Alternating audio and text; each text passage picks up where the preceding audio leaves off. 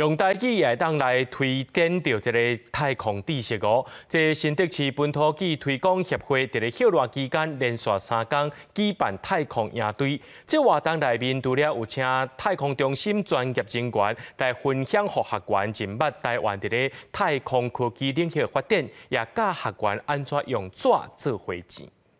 伊是用 GPS 讯号去处理的一个卫星，伊让知影讲咱即马大气层内底即马电离层的一个状况。用台语带大家来认捌太空中的卫星有啥物款的作用，佮甲大家了解台湾发展太空科技的历史过程。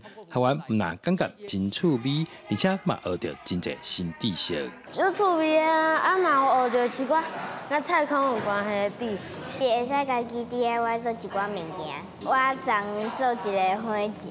毋是讲要互囡仔去做太空人安怎成为，会用用母语的物件去学更较侪新的知识。我感觉这是一个社会进步。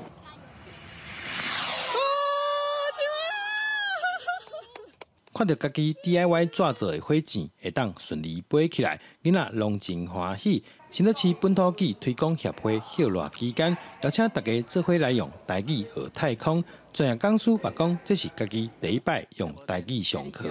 第一届用台语来介绍这个卫星的课程哦，我感觉是足趣味啦，嘛是这足好的经验，互大家吼更较了解咱台湾的卫星甲太空的发展。阮拢是台语囡仔。所以，阮希望伫这个营队会使互咱的囡仔，啊，甲咱的家长，啊，甲咱的社会知影，台语会使讲万事，台语会使讲万项，台语会使来学太空的技术、卫星啊，甲火箭的技术。啊，希望台语会使伫咱的生活内底，互咱使用。学会表示，虽然课程有较深，不过台卡听课的囡仔，来用台语来问火箭的相关问题。大家唔但认捌国家太空科技，过程中也做到台语生活化的目标。记者杜君和新竹报道。